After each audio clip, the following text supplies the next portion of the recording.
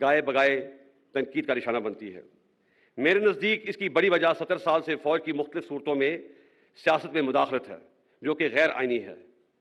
اس لیے پچھلے سال فروری میں فوج نے بڑی سوچ و بچار کے بعد فیصلہ کیا کہ آئندہ فوج کسی سیاسی معاملے میں مداخلت نہیں کرے گی۔ میں آپ کو یقین دلاتا ہوں کہ ہم اس پر سختی سے کاربند ہیں اور آئندہ بھی رہیں گے۔ تاہم اس آئینی عمل کا خیر مقدم کرنے کے بجائے کئی حلقوں نے فوج کو شدید تنقید کا نشانہ بنا کر بہت غیر مناسب اور غیر شائستہ زبان کا استعمال کیا۔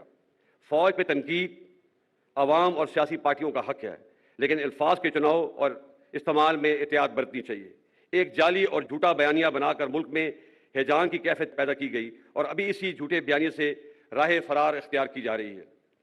سینئر ملٹری لیڈرشپ کو غیر مناسب القابات سے پکارا گیا۔ میں آپ کو واضح کر دینا چاہتا ہوں کہ فوج کی قیادت کچھ بھی کر سکتی ہے، لیکن کبھی بھی ملک کے مفاد کے خلاف نہیں جا سکتی۔ فوج کا بنیادی کام ملک کی جغرافیائی سرحدوں کی حفاظت ہے، لیکن پاک فوج ہمیشہ میں آج آپ کے سامنے ایک ایسے موضوع پر بھی بات کرنا چاہتا ہوں جس پہ عموماً لوگ بات کرنے سے گریز کرتے ہیں، اور یہ بات 1971 میں ہماری فوج کی سابقہ مشرقی پاکستان میں کارکردگی سے متعلق ہے۔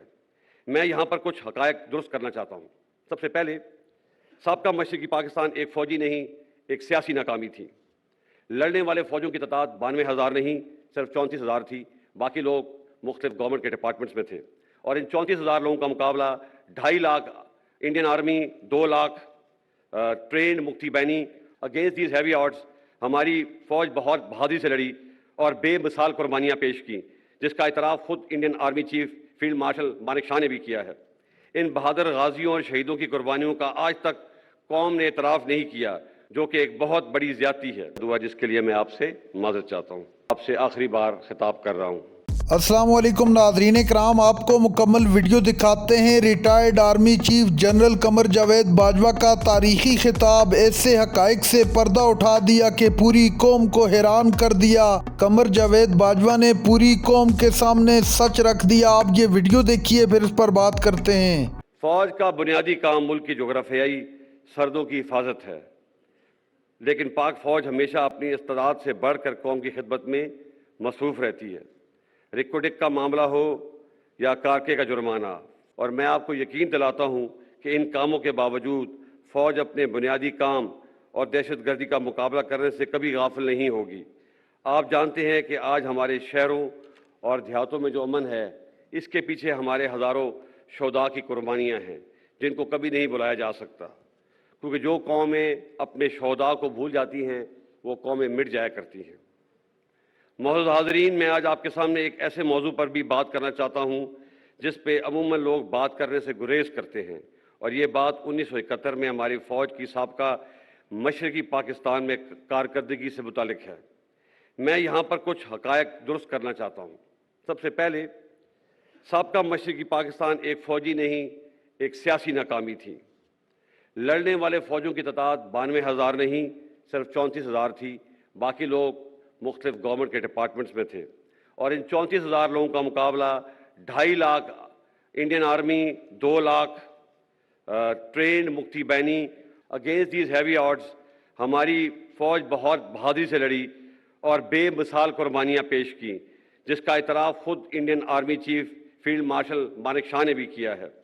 ان بہادر غازیوں اور شہیدوں کی قربانیوں کا آج تک قوم نے اعتراف نہیں کیا، جو کہ ایک بہت بڑی زیادتی ہے۔ میں آج اس موقع کا فائدہ اٹھاتے ہوئے ان تمام غازیوں اور شہیدوں کو خراج تحسین پیش کرتا ہوں اور پیش کرتا رہوں گا۔ وہ ہمارے ہیرو ہیں اور قوم کو ان پہ فخر ہونا چاہیے۔ آخر میں کچھ باتیں آج کے سیاسی حالات کے متعلق کرنا چاہوں گا۔ میں کافی سالوں سے اس بات پہ غور کر رہا تھا کہ دنیا میں سب سے زیادہ انسانی حقوق کی پامالی، یعنی کہ ہیومن رائٹس کی وائلیشن ہندوستانی فوج کرتی ہے، مگر ان کے عوام کم و بیش ہی ان کو تنقید کا نشانہ بناتے ہیں۔ اس کے برعکس ہماری فوج جو دن رات قوم کی خدمت میں مصروف رہتی ہے، گائے بگائے تنقید کا نشانہ بنتی ہے۔ میرے نزدیک اس کی بڑی وجہ 70 سال سے فوج کی مختلف صورتوں میں سیاست میں مداخلت ہے، جو کہ غیر آئینی ہے۔ اس لیے پچھلے سال فروری میں فوج نے بڑی سوچ و بچار کے بعد فیصلہ کیا کہ آئندہ فوج کسی سیاسی معاملے میں مداخلت نہیں کرے گی۔ میں آپ کو یقین دلاتا ہوں کہ ہم اس پر سختی سے کاربند ہیں اور آئندہ بھی رہیں گے۔ تاہم اس آئینی عمل کا خیر مقدم کرنے کے بجائے کئی حلقوں نے فوج کو شدید تنقید کا نشانہ بنا کر بہت غیر مناسب اور غیر شائستہ زبان کا استعمال کیا۔ فوج پہ تنقید عوام اور سیاسی پارٹیوں کا حق ہے، لیکن الفاظ کے چناؤ اور استعمال میں احتیاط برتنی چاہیے۔ ایک جعلی اور جھوٹا بیانیہ بنا کر ملک میں ہیجان کی کیفیت پیدا کی گئی اور ابھی اسی جھوٹے بیانیے سے راہ فرار اختیار کی جا رہی ہے۔ سینئر ملٹری لیڈرشپ کو غیر مناسب القابات سے پکارا گیا۔ میں آپ کو واضح کر دینا چاہتا ہوں کہ فوج کی قیادت کچھ بھی کر سکتی ہے، لیکن کبھی بھی ملک کے مفاد کے خلاف نہیں جا سکتی۔ کیا آپ یہ سمجھتے ہیں کہ ملک میں ایک بیرونی سازش ہو اور آرمڈ فورسز ہاتھ پہ ہاتھ دھری بیٹھی رہیں گی؟ یہ ناممکن ہے، بلکہ یہ ایک گناہ کبیرہ ہے۔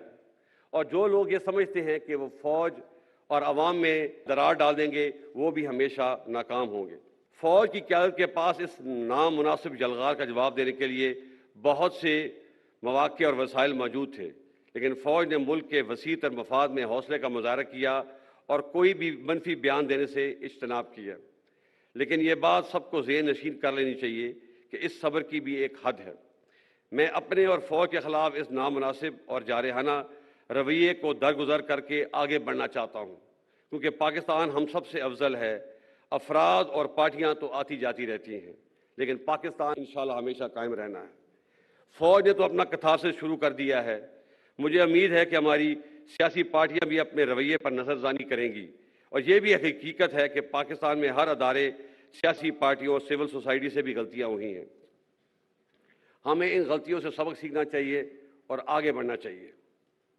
معزز حاضرین، میں وثوق سے کہہ سکتا ہوں کہ پاکستان آج سنگین معاشی مشکلات کا شکار ہے، اور کوئی بھی ایک پارٹی پاکستان کو اس معاشی بحران سے نکال نہیں سکتی، جس کے لیے سیاسی استحکام لازم ہے۔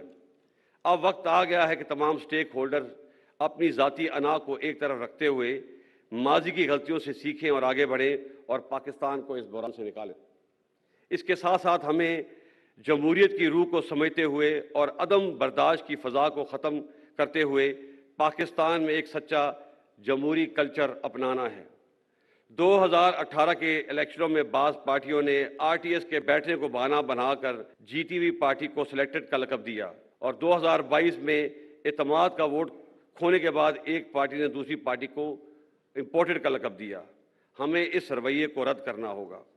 ہار جیت سیاست کا حصہ ہے، اور ہر پارٹی کو اپنی فتح و شکست کو قبول کرنے کا حوصلہ پیدا کرنا ہوگا، تاکہ اگلے الیکشن میں ایک امپورٹڈ یا سلیکٹڈ گورنمنٹ کے بجائے الیکٹڈ گورنمنٹ آئے۔ جمہوریت حوصلہ برداشت اور عوام کی رائے عامہ کے احترام کا نام ہے۔ اگر پاکستان نے آگے بڑھنا ہے تو ہمیں عدم برداشت اور میں نہ مانوں کے رویے کو ترک کرنا ہوگا۔ معزز حاضرین، ہمارے لیے پاکستان نعمت خداوندی ہے۔